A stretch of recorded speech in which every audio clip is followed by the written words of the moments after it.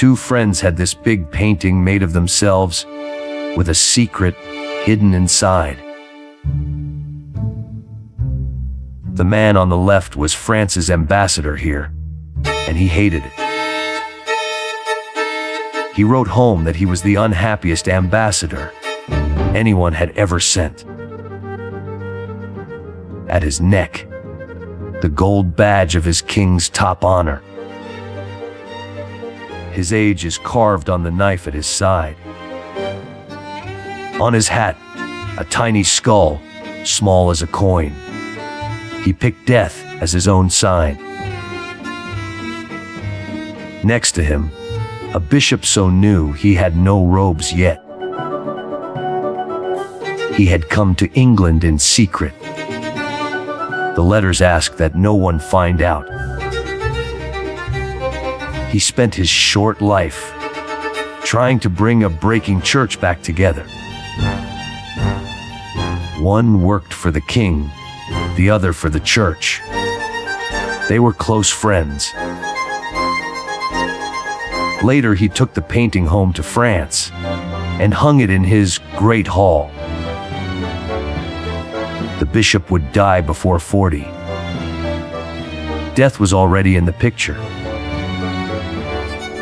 The top shelf is the sky, laid out in gold and brass. A globe of the night sky, every star group in its place.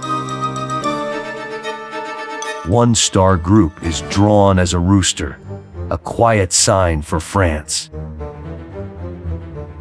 These tools belong to the king's stargazer, who was the painter's friend. A little post that tells the time by the shadow it makes. A stone block with a sundial on every side, each showing the hour. But the sides do not agree. One says 9:30, the others say 10:30. A brass machine that lines up the stars in different ways. So new that the book about it came out that same year. A tool for measuring how high a star sits in the sky. The best tools of the day, and not one of them is set right. They are set for the wrong place, for a sky much further south. Experts still argue what exact hour they were meant to show. Some say a death is hidden in the stars, the day their god was killed. Over the shelf lies a carpet from the empire they feared. The bottom shelf is the earth, and the earth is there to be owned. On the globe, one small village is named the ambassador's own home. Its name is spelled almost like policy, which was his whole job. The globe is upside down, with Europe the wrong way up. Right in the middle sits Rome, the city they were all leaving. A line runs across the new world, where two kings had split it in two. Next to it, a trader's maths book, the first one ever printed in German. A ruler holds it open at a page on division. The first word on the page is divide. That is just what the world was doing. Next to it, a pair of compasses, the tool that measures by spreading apart. Everything here was made to measure the world and to cut it into pieces. The music sits on the bottom shelf too, its case dropped face down beside it. Back then, music was a kind of maths, one more way to measure the world. One string has snapped. Old picture books used that to mean a broken piece. Here the broken piece is all of Europe, splitting apart over religion. Under the lute, a case of flutes, and one of them is missing. A set that can never be complete again. Something is always missing. Open on the shelf, a song book, the first the new church ever made. Its songs are in plain German, not the Latin of the old church. The left page is a song asking the Holy Spirit to come. The right page turns the 10 rules into a song anyone could sing. These two pages are not together in the real book. The painter put them so. A Protestant song book, lying open between two men of the old church. Behind it all hangs a heavy green curtain, almost closed. In the top corner, almost hidden, a small silver Christ on a cross.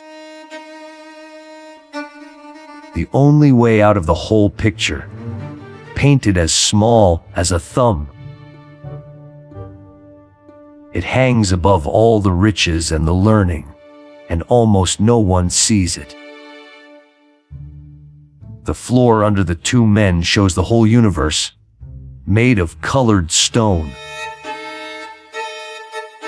It copies a real floor, laid in a great church 300 years before.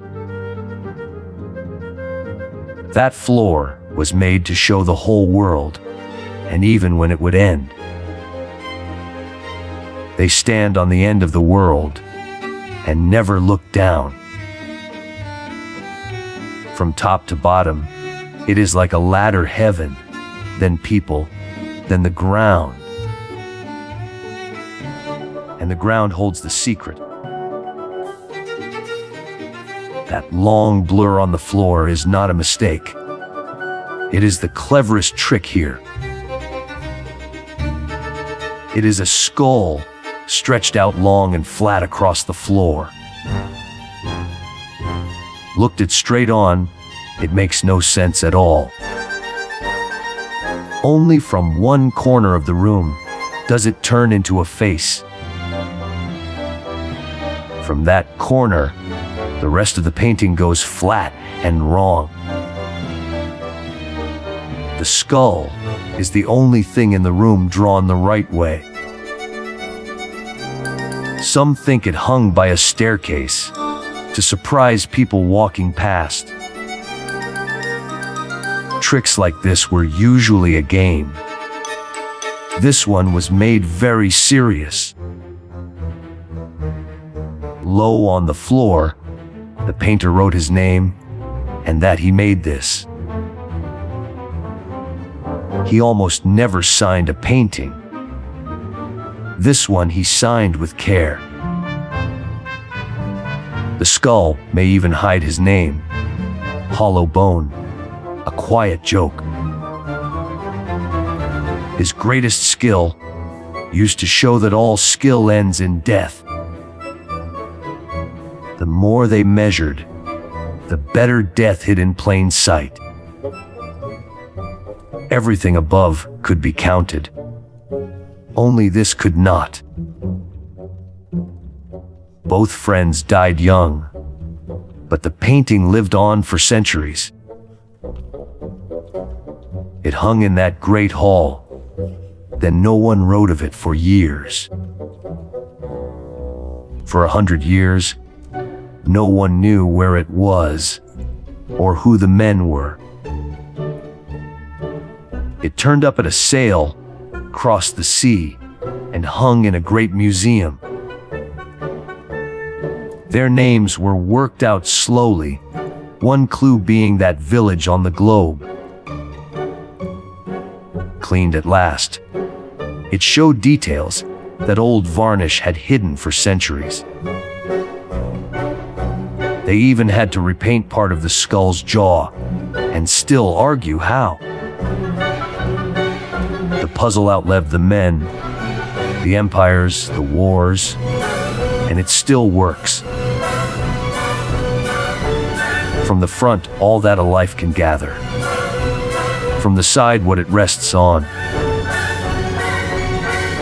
The measuring and the dying were always the same picture. The skull was never hidden to scare us. It was just waiting for the right angle. And it asks just one thing, that we move to find it. Seen from the side, death does not spoil the music or the globes. It frees us to choose what was really worth measuring.